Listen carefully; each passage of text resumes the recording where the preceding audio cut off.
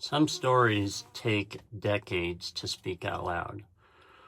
Today I'm sharing something that I've never verbalized in public.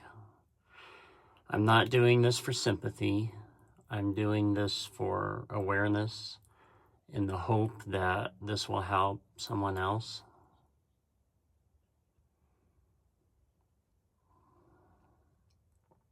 You see, I was born with a bilateral cleft lip and palate. For those that are unfamiliar, this affects everything in your face. Eating nourishment is very difficult as an infant. Speech is extremely hard. I still avoid certain words. I pause a lot because I'm finding different ways to say things. I had approximately 15 surgeries growing up.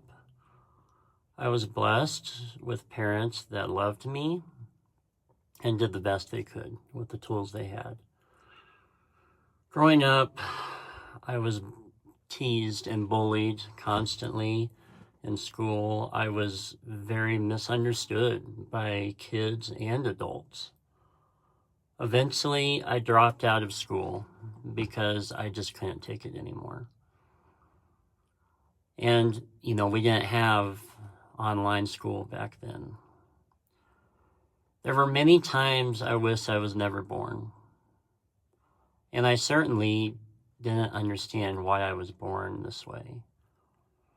As a teen, I remember hearing things like, you don't need to be friends with him just because you feel sorry for him, coming from other kids' parents. The absolute ignorance surrounding cleft lip and palate was overwhelming. Not just from kids, but from adults and teachers.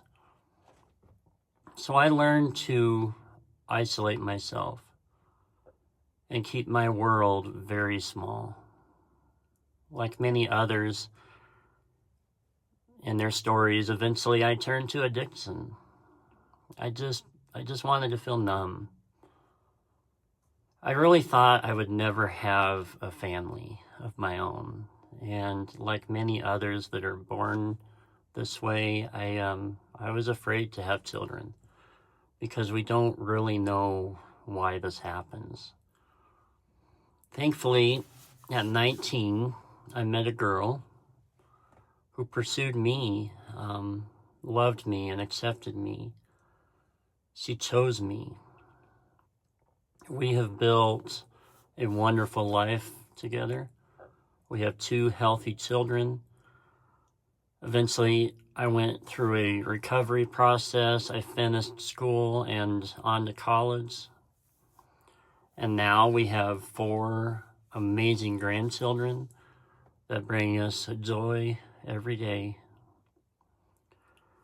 The reason I'm sharing all this is because I know what it's like to want to hide from the world and never come out.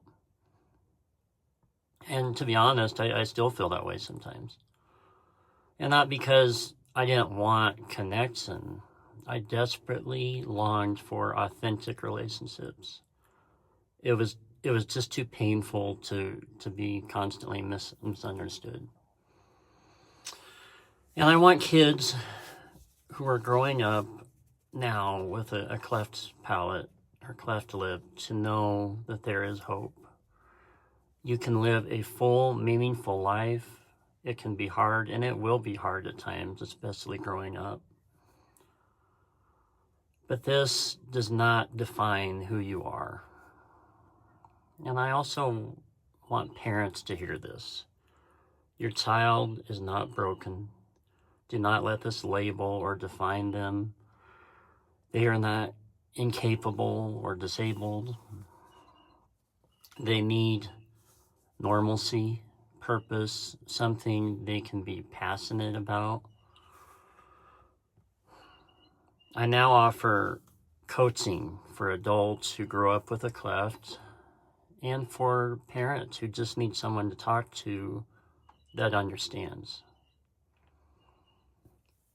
So, what anchored me and set me on a different path are, I would say, mainly 2 things. relationships with people who truly cared about me, and my faith. And whatever your faith is or lack of faith, there's certainly no judgment here.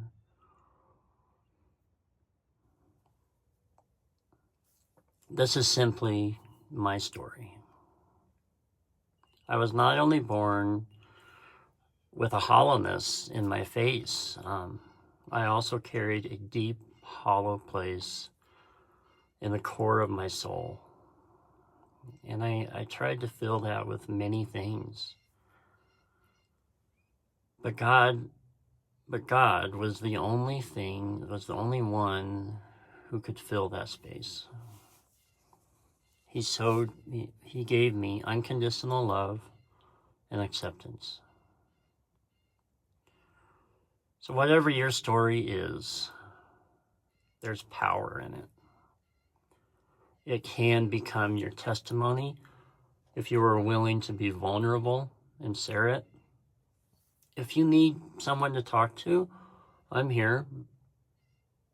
And if you've made it this far, I want you to hear this. Do not give up. Just take one step at a time. Just keep moving forward.